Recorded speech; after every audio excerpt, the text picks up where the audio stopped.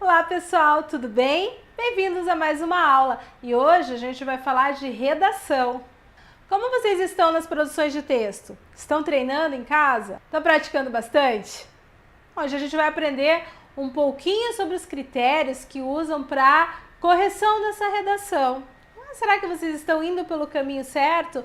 O que vai diferir ali uma redação com uma nota bem baixa de uma redação com uma nota alta? Será que quem lê vai avaliar nossa redação só colocaria a nota que quer? Não, né? Tem alguns critérios para a correção.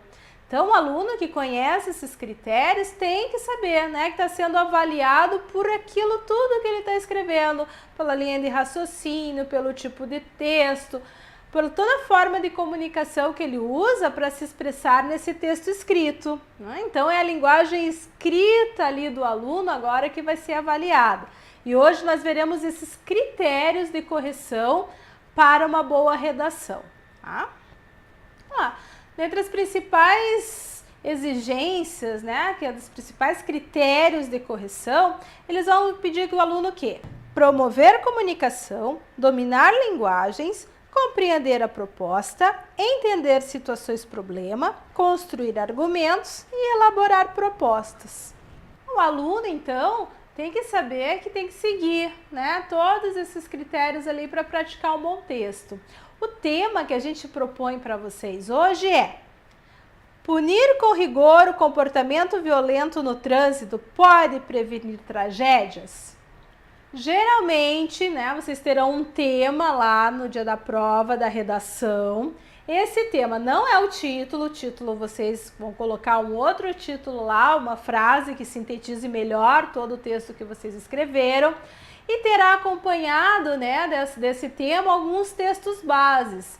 Nesses textos bases, então a gente já viu aqui que eles só servem de base, de apoio. Eu não posso sair por aí copiando aquelas informações do texto base.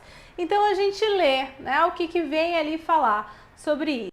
Primeiro critério, então, que a gente vai ter que observar ali, que eles vão corrigir, vão ver se o aluno está entendendo, é se o aluno domina a linguagem culta, né? A regra formal, a padrão. Ah, professora, é o certo escrever assim? É uma variação linguística, que é a variação que vai ser exigida no dia da prova. Eles vão exigir que o aluno conheça a linguagem culta, a linguagem padrão, a linguagem formal. O que é isso? É eu não usar no meu texto figuras de linguagens, expressões populares, gírias. É eu mostrar que eu entendo de gramática, que eu entendo de ortografia, que eu faço uma concordância correta, que eu sei separar em sílabas, fazer uma translineação. Tudo isso mostra o quê? Mostra que o aluno estudou, né? Mostra que o aluno entende de língua portuguesa. Mostra o domínio que ele tem de escrita. Outro critério de avaliação, né? A argumentação. Tem que argumentar e argumentar de forma coerente. Não posso ter aqueles paradoxos, falar uma coisa, concluir com outra, começar a falar que eu tenho uma opinião favorável, daí lá no meio do texto eu mudo a minha opinião, aí lá eu concluo com outra coisa. Não apresentar argumento nenhum, né? Ah, o trânsito é violento, sim, porque é violento, porque a cidade tem muito carro, porque, né, aquele texto é simples, né, não é nem um texto simplista, é um texto simples demais ali que não vai trazer argumento nenhum. Então eu coloco o meu ponto de vista, eu preciso que tenha uma punição maior e que essa punição vai diminuir as tragédias? Sim ou não? Se eu acho que sim, por quê? Aí sim eu vou apresentar dados, eu vou fazer comparações, eu posso dar exemplos, eu cito, né, algum autor famoso, cito algum estudioso, cito alguma coisa que eu conheço, posso apresentar até um dado ali para justificar o meu ponto de vista. Então eu vou convencer quem está lendo da opinião que eu estou dando. Isso é argumentação. A tirinha para descontrair, né, ali o Garfield de novo. Quais são as suas últimas palavras? A aranha fala, eu sei onde tem chocolate. Aí ele fala, ele é bom.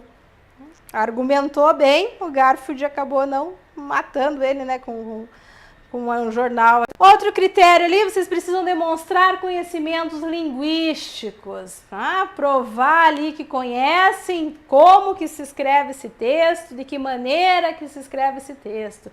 Então, qual que é a estrutura de uma dissertação? O que eu tenho que ter? Eu tenho que ter introdução, eu tenho que ter desenvolvimento e uma conclusão com uma proposta de intervenção.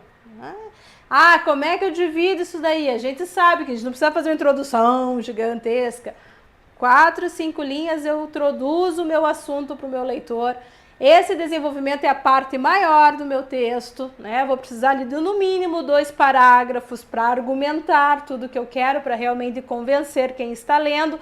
E a minha conclusão também não é um texto, não vem coisas novas, não vem ideias mirabolantes lá na hora da conclusão. É só um fechamento do meu texto com uma proposta de intervenção, né? O que é uma proposta? Algo que vai pensar no futuro, algo que me remeta a uma solução daquele problema, algo que encontre uma saída ali. Tá? Então eu tenho que mostrar que eu conheço primeiro dessa lógica, dessa estrutura. O último critério de avaliação, então, é lá a minha conclusão, né? Fechamento do meu texto. Não é uma conclusão pura e simples, não. O que eles vão avaliar? Vão avaliar a proposta de intervenção, né? Aquela solução para o meu problema. Então, a gente já falou disso ali, né? Eu preciso ali de umas 4, 5 linhas no máximo. Eu não vou trazer nessa conclusão um argumento, agora não é hora de eu trazer citação, não é hora de eu trazer exemplo, não é hora de eu trazer comparação, não. Agora é hora de eu retomar as minhas ideias, né? E também eu não posso começar, concluímos que, se o parágrafo ali é de conclusão, não preciso escrever concluímos, é um pleonasmo, né?